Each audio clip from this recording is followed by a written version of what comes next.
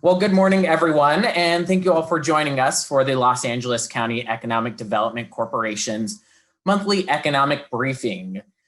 Today, we are joined by LAEDC CEO Bill Allen and the director of the LAEDC's Institute for Applied Economics, Shannon Sedgwick. I'd now like to introduce the CEO of the Los Angeles County Economic Development Corporation, Bill Allen. Thank you, Shane. Good morning, everybody.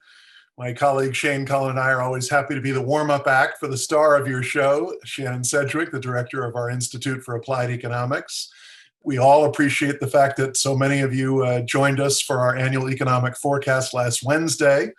And we want you to know if you missed any portion of that, it's available on the LAEDC website at laedc.org. There were a lot of terrific presentations from Shannon and from Amy Liu at the Brookings Foundation and Bruce Katz at the New Localism Organization. A lot of great information on inclusive economic recovery, which I know all of our members and partners and stakeholders share our commitment to. Shannon's going to share with you this morning 3 or 4 different areas of update because this is an unusual month. February is the month every year where our California Employment Development Department and its Labor Market Information Division take the month off from giving us an update on the prior month's unemployment information.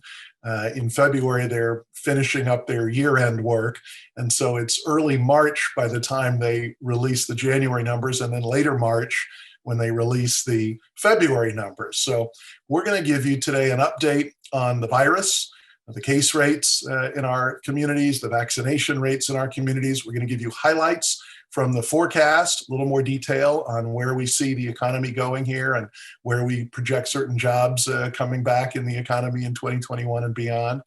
We're going to give you some highlights from our Pathways for Economic Resiliency report, another terrific report from our Institute for Applied Economics team at the LAEDC, which was delivered to the county just a week or 2 ago, and which led to a motion from the chair of the County Board of Supervisors, Hilda Solis, to advance many of the recommendations in that report. You'll hear about those from Shannon. So we have a robust plate of information for you today, and then we invite you all back on Monday, March 29 for the next in our series of monthly updates, where we'll be able to tell you the latest unemployment information for both January and February. So please pencil in your calendars March 29. Without any further ado, I'll turn it over to my colleague, Shannon Sedgwick. Thank you, Bill. Good morning, everyone. Happy Monday. Thank you for joining the LAEDC for today's economic briefing. I hope you and your families are continuing to stay well, stay safe, and to social distance as we continue to make our way through this COVID-19 pandemic. With the regional stay-at-home order rescinded statewide as of January 25th, all counties are now back under the rules and framework of the Blueprint for Safer Economy and its color-coded tiers that indicate which activities and businesses are open based on local case rates and test positivity. 52 of the 58 counties in the state of California, including Los Angeles County, are in the first purple widespread tier, which is the most restrictive. A new tier assignments will be updated tomorrow. They come out every Tuesday. COVID-19 transmission remains widespread here in LA County, and variant cases are increasing. So far, we have 14 confirmed cases of the UK variant in our county. Experts predict it will become the dominant coronavirus nationwide by the end of March. And just a reminder that this variant is believed to be 50% more transmissible than the original strain that has been circulating since last year. Over the weekend, the Los Angeles County Department of Public Health reported that cases were reaching towards 1.18 million, with just under 19,800 deaths. Last Thursday, the LA County Department of Public Health announced the 7-day average for daily new cases of COVID-19 dipped below 1,200 for the first time since December 11th. This is well below the second wave peak of the 7-day average high of 15,500 new daily cases, which was on January 8th. There are close to 2,500 people with COVID-19 currently hospitalized, and about 30% of these individuals are in the ICU. And while decreases in the 7-day average number of daily cases The 3-day average number of people hospitalized and the 7-day average number of daily deaths are meaningful. The numbers remain much higher than the numbers we saw in the autumn. So we should soon start to see whether Super Bowl activities led to an increased case numbers. The COVID-19 vaccine supply remains very limited. As of February 15th, 91.6% of the 1.8 million received doses have been administered in Los Angeles County. Currently, approximately 2.2 million people in the county are eligible for the vaccine. This includes healthcare workers, residents and staff at long-term care facilities, and people who are age 65 or older. After completing phase 1B, tier 1, where workers in education and childcare, emergency services, and food and agriculture are eligible to receive the vaccine, California then plans to transition to age-based eligibility. The county has released demographic data for those who have received the vaccine, as well as mapping the percentage of the adult population that has received the vaccine across different cities and communities. The rate of vaccination among white and Asian residents in LA County continues to be significantly higher than among Black and Latinx residents. Black Americans have received 5.2% of vaccinations administered to date, while accounting for 9% of the 16 and older population. And Latinx residents received 23% of vaccinations, while accounting for 46% of the 16 and older population. When we take age into account, people 65 and older account for over half of those vaccinated thus far. 24% of Blacks ages 65 and over. 24% of Blacks age 65 and older have been vaccinated. 29% of Latinx 65 and older, and 32% of American Indian, Alaska Native residents 65 and older have been vaccinated. That's compared to 39% of Asians 65 and older, and 43% of white residents 65 and older.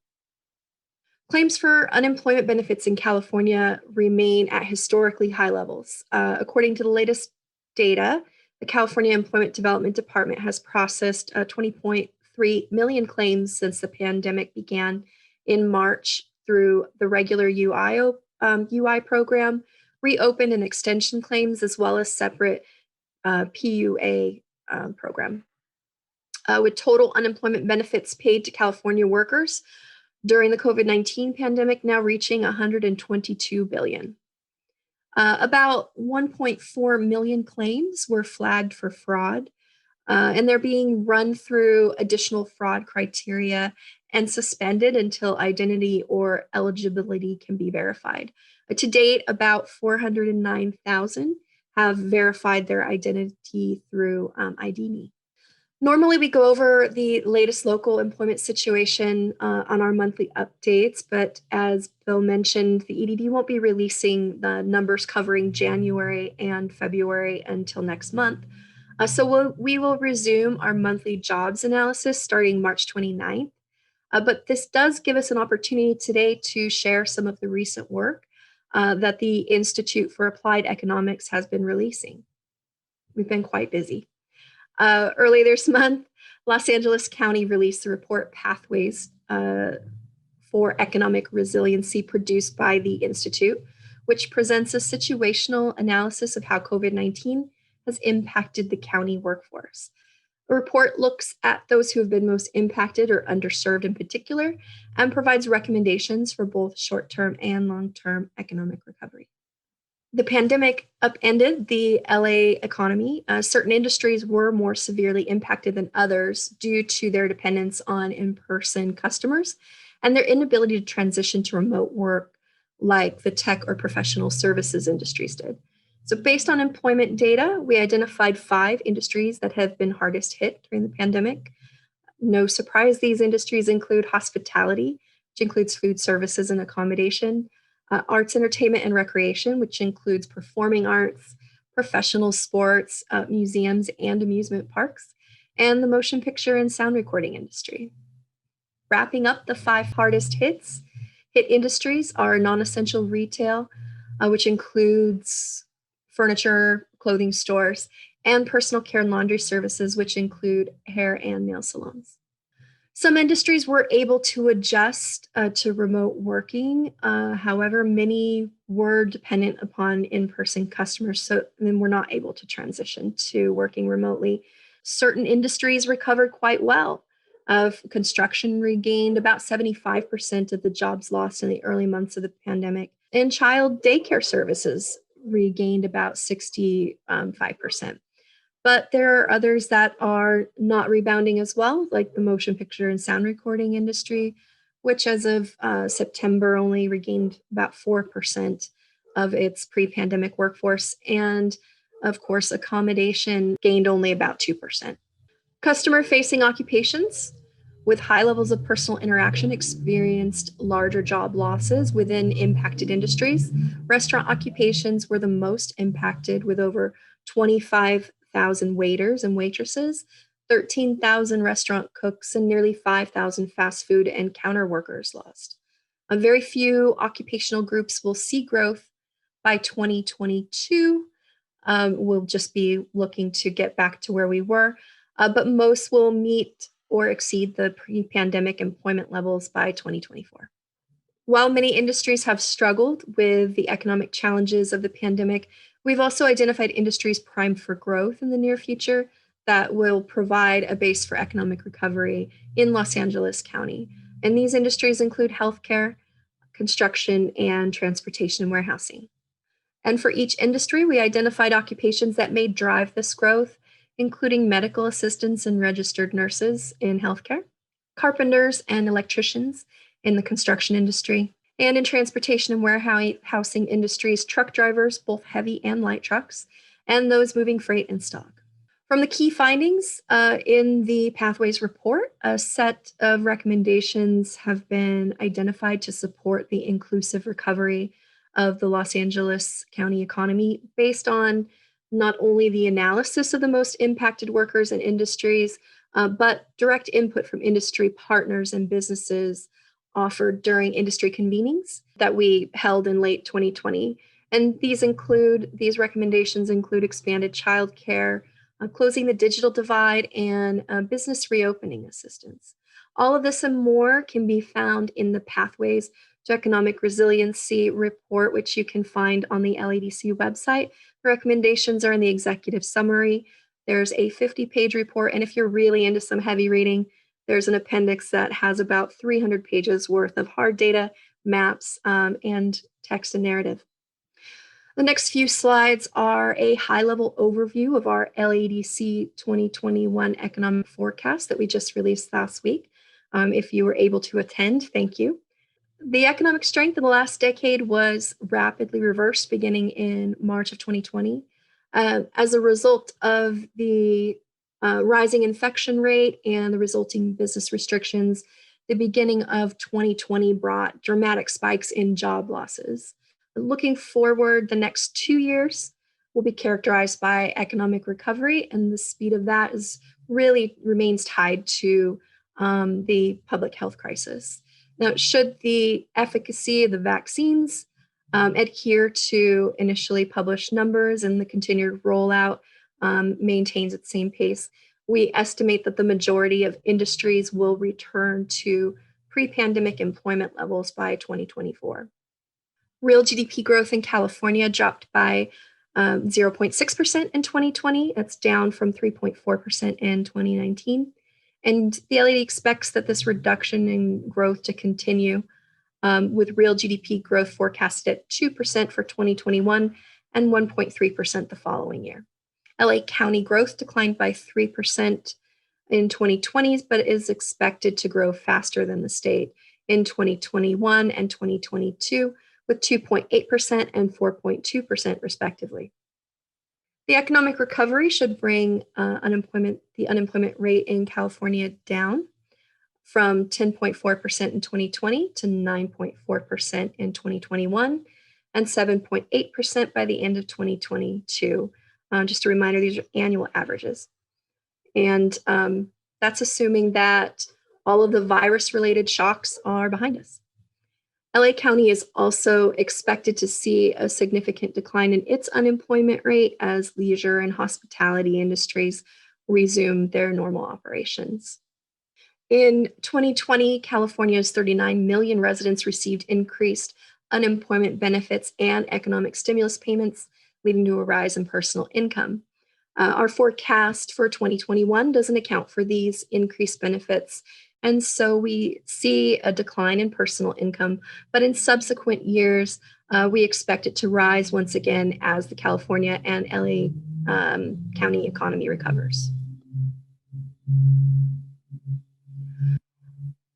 Restrictions and mandated closures did lead to unprecedented job losses in the months of March and April. The reopening process began in May and jobs were being added to payrolls again.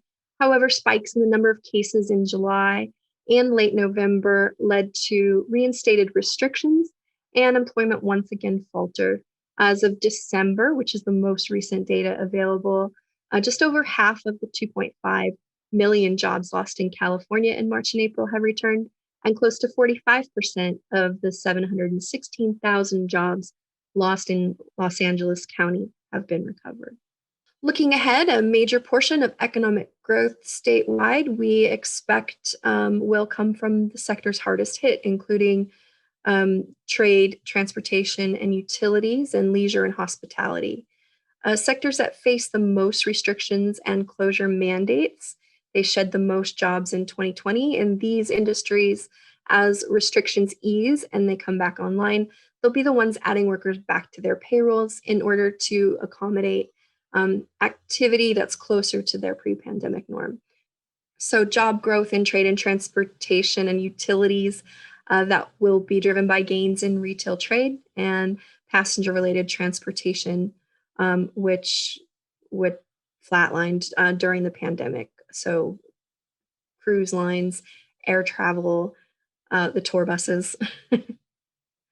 And some industries have different growth patterns across Los Angeles County versus Southern California versus the state. So some industries like information, which includes motion picture and television industry, they're expected to grow here in Southern California, while we anticipate them to decline in other areas of the state. And manufacturing is expected to add jobs in Los Angeles County while losing jobs statewide. The underlying theme of our forecast this year was a tale of two recoveries. Looking closer at those impacted by the pandemic, we see it has disproportionately affected women, people of color, low-wage workers, workers who are younger, and those with lower levels of education. Small businesses and service sectors have also been disproportionately impacted. Conversely, high-wage workers and those with a bachelor's degree or higher have been less affected throughout the pandemic. They've experienced lower rates of job loss. More of these workers were able to transition to working remotely.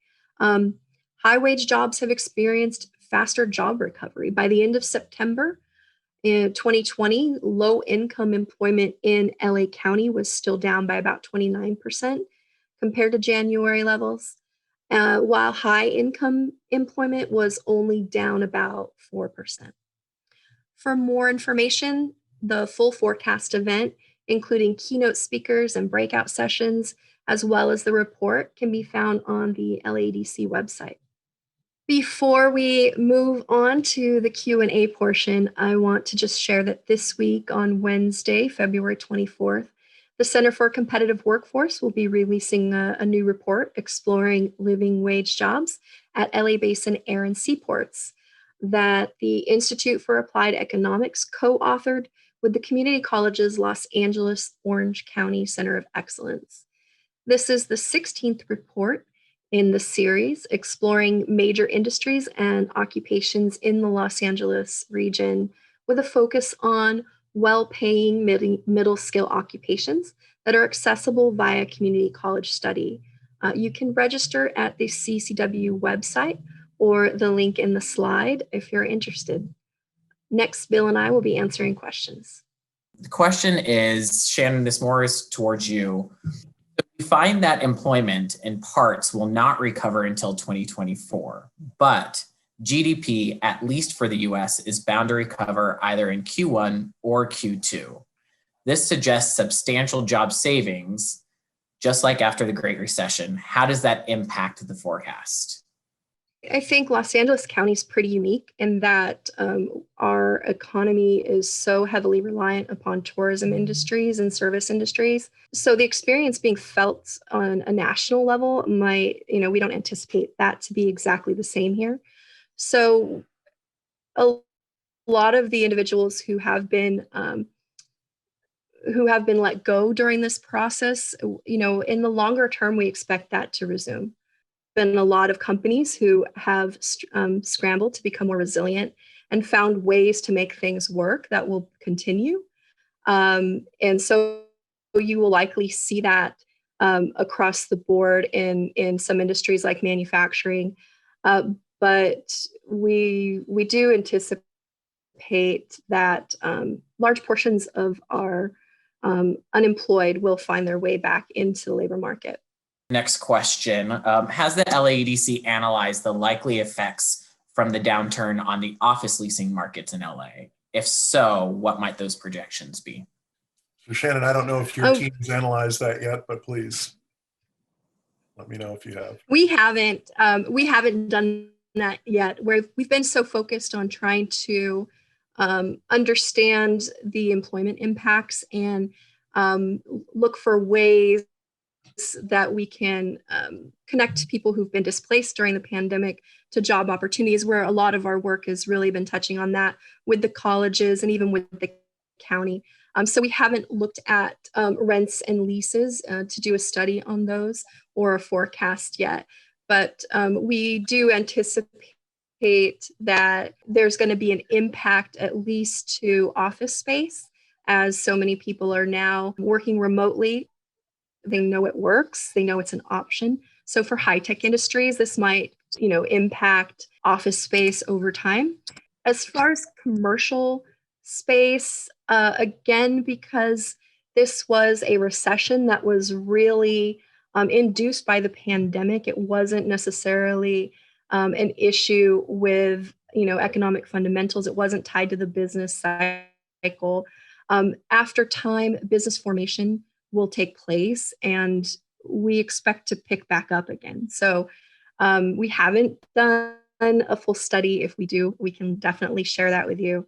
They'll be impacted, but just like any other recovery out of a recession, you have business formation that takes place that will fill spaces that might be left as a result of businesses leaving right now. I would just add that while Shannon's right, the hard data analysis we haven't done yet because of the focus on occupations and demographics in the region. We are in conversations with many of our industry councils and advisory groups that work with our workforce development team and many of our own members. As most of you know, we have a couple hundred members in business, government, and education. And I've had the chance to connect with many of them, including some of the larger commercial real estate service firms that are members of ours. And they are all projecting a decline in office demand. I think Bob Selenick, the CEO of CBRE, recently made some public statement that it may be down by 20%, at least in the next couple of years until greater clarity emerges. So I think, as Shannon was implying, office lease demand is expected to be down. Commercial may be down because of the accelerated transition to e-commerce. People realized they could get the products they would normally go into a store for delivered to them. And so that may change the demand for commercial space. Of course, that means a rise in industrial space activity, as we've seen here in our region and across the country. The industrial market's very hot in this region, while the commercial and office markets are quite a bit softer. It's unclear how that's all going to shake out as we reach some level of herd immunity and pent-up demand for shopping in stores or dining in restaurants returns. It's unclear how that will all play out, but I think most industry professionals and most employers we've talked to expect some continued softness in the office and commercial retail market and strength in the industrial market owing to the shifts to e-commerce consumption in the region. Okay, I noticed a question from Bruce about manufacturing expected to decline in parts of California outside of Southern California. That's the manufacturing sector in terms of employment, it's been on a long-term decline. Now, if you look at other metrics in the industry, it doesn't mean that the industry is failing. It's just the productivity has increased. And so this is something that's happening in that sector in terms of jobs. But in Los Angeles County specifically, where we're showing some growth, we've got some movement in, I think our auto manufacturing industry increased something like 118%. There are pockets of manufacturing here that are doing quite well. And that growth in auto manufacturing is related to the EV movement that is present here in the region. We still have a strong aerospace industry, and the aerospace industry maintained employment throughout the pandemic and actually added jobs. So there are pockets of activity in manufacturing industries that we have a specialization and a competitive advantage in, that are what's driving our expected growth in the sector as a whole. Outside of California, we anticipate that it's still going to continue on its trend. We expect the long-term sectoral decline in employment to continue as the state as a whole. Shane, I see Manfred Kyle's question about automation and robotics moving forward. I think generally we agree that it has. I'm not sure whether the 2029 numbers are specifically moved to 2022, but I think there's been a likely acceleration of automation and robotics. But I know Shannon and her team are looking at a study of automation at our ports and maybe looking at a larger study of automation across other industry sectors later in the year. Yeah, and the other one I was looking at too, and I'm actually curious about, so apologies if it's a difficult one, for the employment report, is the transfer to online buying being considered, for example, in retail or also in food delivery? So if you're looking at the retail industry in terms of employment, you have a lot of employment that takes place in small Main Street operations. So while you are transferring your purchasing to the Amazons, so online buying it exists within that same retail sector. So you're seeing there might be a shift when you're looking at these different component industries, but it's still wrapped up in that whole sector. So it's present there. That particular sector, you're not seeing the same type of job loss. As I mentioned, a lot of individuals are on these Main Street operations, more so than your Amazon. Your Amazon warehouses are highly automated. And they're relying on contracted drivers in addition to their own transportation services. So you'll see some shift that might take place as people move out of working in a Main Street retail operation and then pivot to becoming a delivery driver or something like that. You'll see a shift there. I see Daniel Talalian asking a really smart question about whether we're providing startup capital to take advantage of the enormous number of business formation announcements that have occurred. I think the state recently published some numbers on an extraordinary number of new licenses or applications for business startups. And one would certainly expect that as some people have been displaced from employment, they've decided to take the opportunity to start a new business. As others recognize vacuums in the marketplace, it's another good incentive to start a new business. And as Daniel says in the Q&A, most of the programs, whether they're federal, state, or local programs, have been focused on getting cash as quickly as possible to existing businesses, because you can more quickly get people reemployed in an existing business. If someone used to have 5 or 10 or 50 employees, they're more likely to be able to return those employees if they can recover than startups that may start with 1 or 2 or 3 and be trying to establish themselves in the market. But California is an amazing innovation ecosystem. Los Angeles is in particular. And so we need to pivot our thinking to generating startup capital. And I don't think that our government partners have yet devoted the full attention that deserves. And so it's a great challenge that Daniel has provided all of us, is to recognize that will be another source of job creation in our marketplace, as well as economic recovery, and one that will need investment capital at the earliest stages. So it's a great question and challenge for all of us. Look forward to following up with Daniel and many of our public and private sector partners as we pivot to strategies for longer term recovery and resiliency in 2021.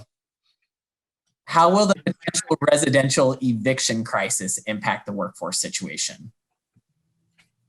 The reason why so much effort is being put into avoid an eviction crisis is because there's negative consequences that take place. And you only have to recall back to the Great Recession, which of course we had a lot of people losing their jobs, losing their homes, to really understand or compare, to see the negative effects that had. And this stands to be something on par with that, if not a little bit worse. So one of the downsides of the eviction moratorium is that there's an expectation that all these individuals are going to have to pay their back rent.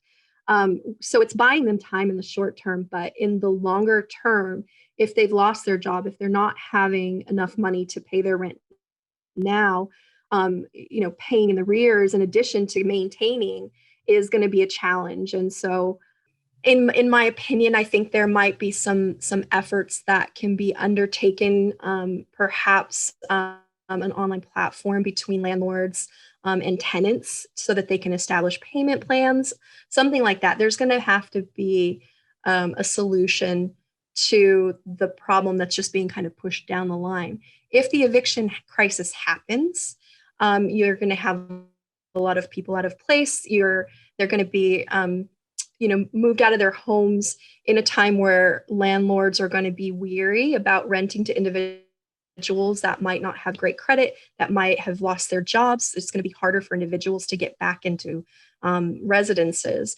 They're losing their homes, they're losing their equity. Again, there's going to be individuals looking for places to find somewhere to live, and you might see some movement of the population into areas that are less expensive. Los Angeles County is it's a high cost of living in terms of rent burden, which we just covered on our forecast last week. California, over half of the California residents are rent burdened, where they're paying in excess of 30% of their income on rent. And, 25% of those individuals are paying more than half of their income on rent.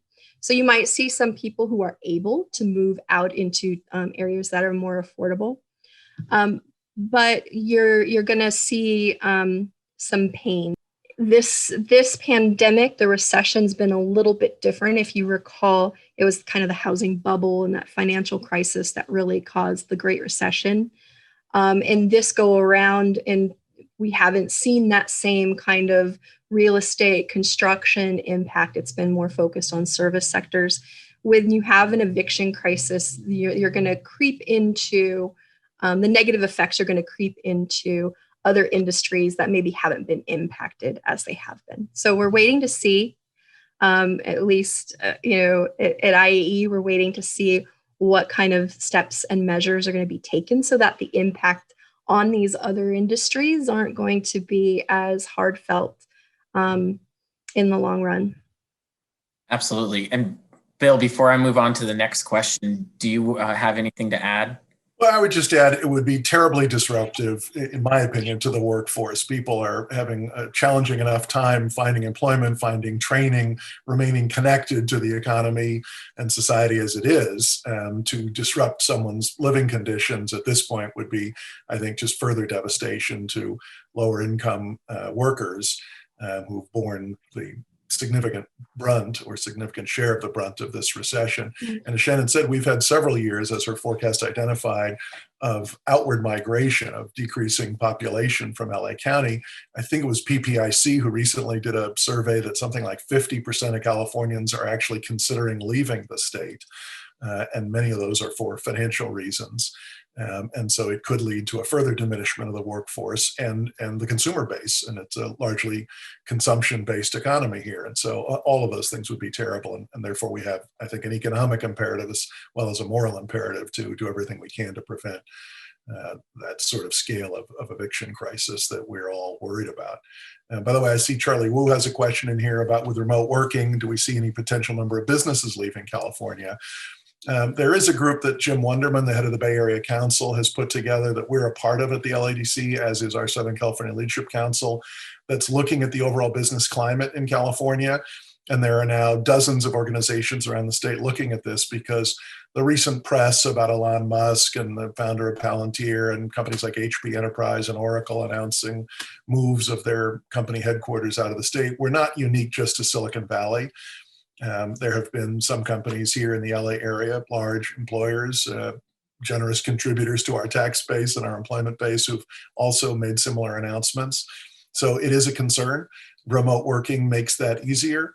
And our tax regime on high income individuals and corporations in California makes that challenging. California's overall tax burden, when you look at the entire population, is relatively middle of the pack.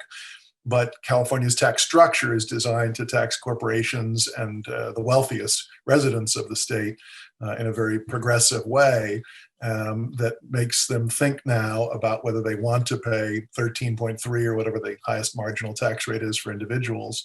And a number of our law firm members have told us that they've been retained by high net worth individuals throughout the state, not just in LA, to help them execute formal moves out of the state to avoid those high tax rates.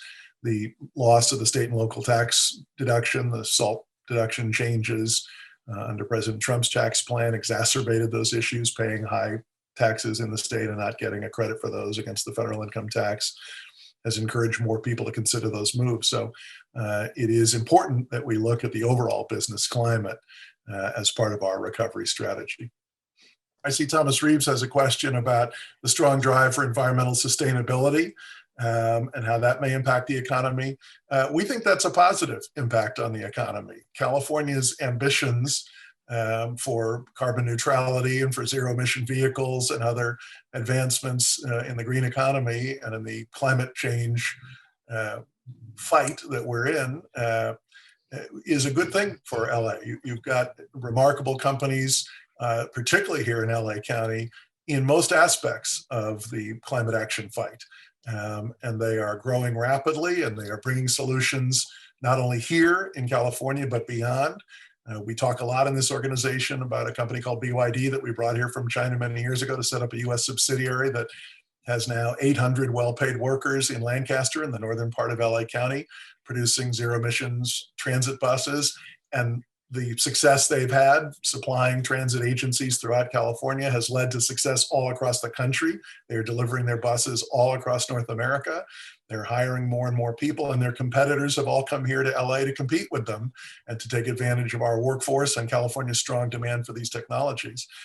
LAEDC, the LA Clean Tech Incubator, is incubating companies that are having remarkable success in the capital markets and growing rapidly. So we think if we're constructive and careful and strategic and intentional about growing our own companies to meet our ambitious environmental objectives, it can be a strong opportunity for growth here in the region. And with the new presidential administration in Washington, having remarkable ambitions around this sector, it could pose a brighter future for that sector here in our region and create a lot of exciting new jobs and companies. Perfect. Well, thank you both, Shannon and Bill. I do think that's the most amount of questions we've been able to get through in one of our webinars. I personally enjoyed it. I'm sure our audience loved it. But with that, I can get a few more actually. They're really quick ones, if you don't mind, Shane. If people open to stay on just a little bit quickly. Do rapid fire, Shannon, because we'll just do some rapid fire. But for those that are unable to stay on since we're past, thank you for joining us. We'll see you March 29th. Otherwise, back to you, Shannon. Okay. Louise asked if there's a prediction when our economy would start to get back to before the pandemic, and we're anticipating it will be 2024 before that happens. Scott asked how closed schools have affected the economy. There's three things really. One is that there are individuals who are left behind by not being connected. So households that were higher income were able to transition into online learning easier than those households who are lower income that might have issues with internet connectability. Also, lower income households, they relied on schools for childcare. They relied on schools for food assistance for the lunch program.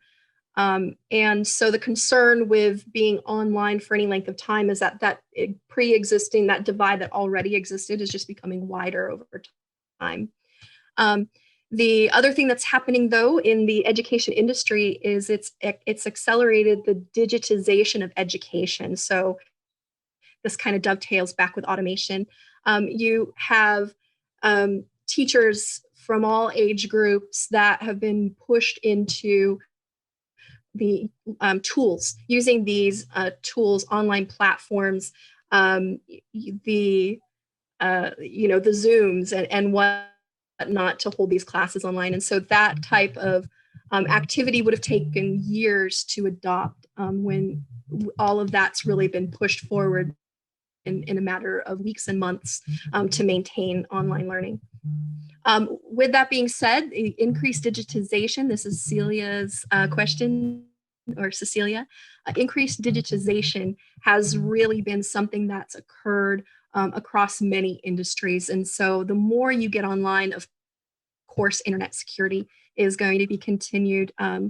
It's going to continue to grow. So we've even, we know of community college programs in Los Angeles County that are focusing on cybersecurity. So there's definitely a need.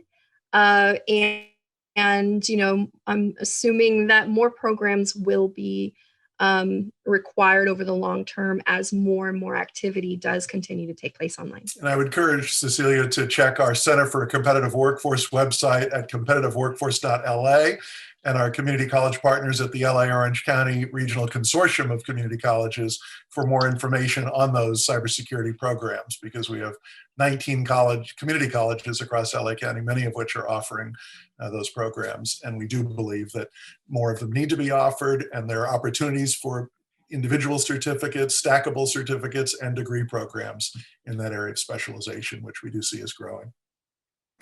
Perfect. That's the And lightning with round, that, Shane. We're done. That was amazing. And so we'd like to thank everyone for joining us, and let everybody know that you will be receiving an email later this week that will have a link both to the recording as well as to download the slide deck from today. And be sure to also check out that link, because it will include registration for the next LAEDC Economic Briefing on Monday, March 29th. And we do encourage everyone to visit the LAEDC COVID-19 response page for additional resources at laedc.org/coronavirus. Thank you, everybody, for joining us. And we do hope that all of you have a wonderful week and an amazing end to your February. Stay safe and healthy, everybody. Thank you for joining us.